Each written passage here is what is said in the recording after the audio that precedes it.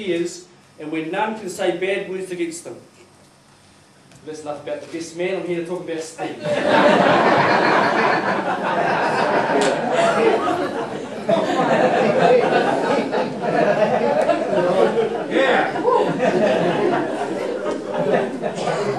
I'm going to keep this short and sweet like my man here. I'm very privileged to be your best man. We've been very good mates since college days. And I put it down to the fact that Bonnie used to tell me this back in the earlier days. Before, like, me and my family, we shifted to live in back in 1993, and I was new to Waipahu College. Before I actually arrived there, Bonnie used to say that Steve would come home from college with a sore neck every day. And she couldn't understand it. They tried all sorts of things. They tried remedies of chiropractor, they sent him to physio and that. And then she said, when you arrived into town, Tahana, all those problems seemed to go away. So what I could put it down to the fact is because my man's vertically challenged here, he walks around school like this all day. And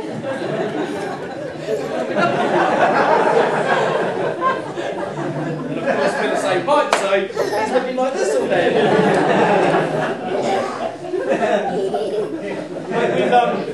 We've done a lot together over the years, and he has been like a brother to me.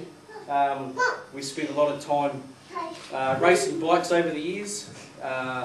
We had a stint in a V8 supercar, and now we're business partners. And it's just the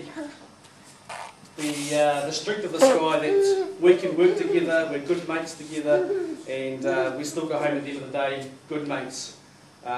We don't really have any fights at all. We have some disagreements. He doesn't really agree with a lot of the things that I do, but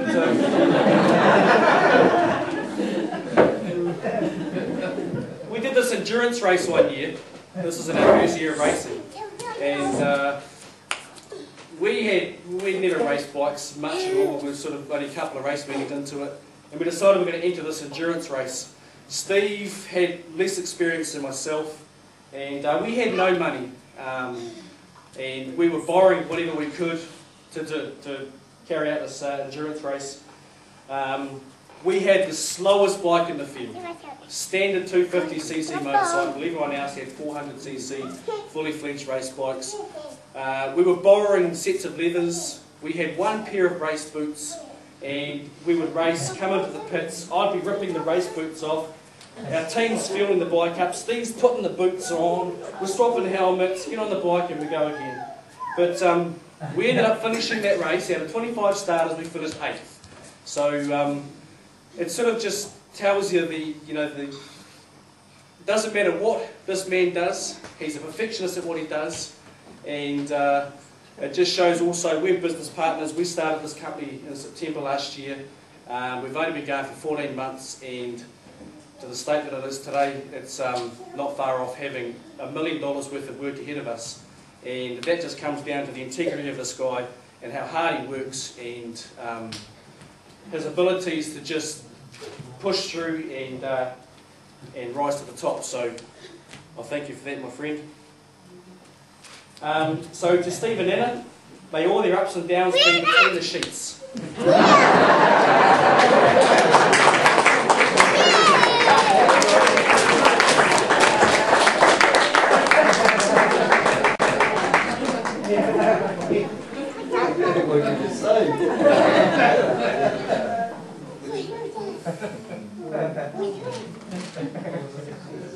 Yeah, I've got everything.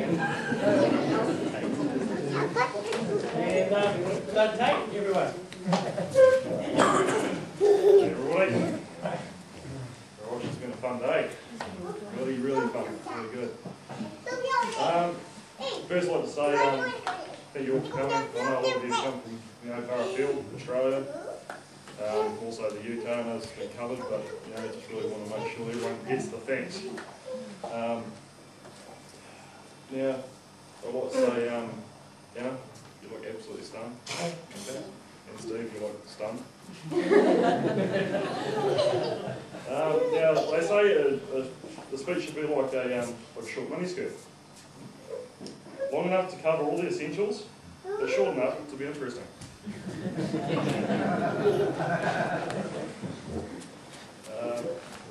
Now, I've known Steve for about 11 years now. So I'm going to read this off book because I'm not really good at speeches. I've known Steve for about 11 years now. I know all his little tricks and his habits and how annoyed he can be after a few bourbons. That's just a little warning for all of you. Watch out. Steve has helped me through some hard times over the duration of our friendship. He's always been there and supported me in a lot of these hardships that I've had. This is something that I'm sure that he will do for his beautiful new wife Anna, and we wish you well. I'm not going to make a real long speech. It's going to keep it nice, short and simple, like I said, the miniskirt thing. But there is something I'd really like to touch base on. I've always hung out with these two boys through the racing and bits and pieces, just tagged along at the end. I remember something not so long ago, a few years back. Stephen decided he wanted this bike, this Corona. Now I think everyone knows the Corona. It's a yellow bike, flying down the street, me hanging off the arse end, he's popping wheelies, landed it. Yeah. She's pretty scary on the back. Just up the road here, Stephen decided, yep, I think we'll take it out and get some nice photos. Sweet as. So off we go. I'll jump off, set the camera, wait for the camera in the corner. Oh, that's big wheelies, no worries. Goes down the road, does a view, comes back, more big wheelies, cool. Waiting for a while. Hello, Stephen. Do you know where he is, man? Should we go have a look? Okay, sweet as. So Tahana runs off down the road, I jump in the car, lazy ass. Driving down the road, here's Stephen with his bike in the ditch. This is just up the road here. He's got his nose buried in this ditch. He thought he could make it around, but nah, buried in there. And hard on the brakes. Every time he was slipping forward, the bike was going further and further in. It's unbelievable. We thought about just leaving him there, but it was really good. So anyway, we go man, pulled him out. He was back on the bike again. Another occasion on the bike. I was banging on the arse end of this bike a lot. I'm going to get us South Road. I think everyone knows that sweeper. You know, as you head around, you go past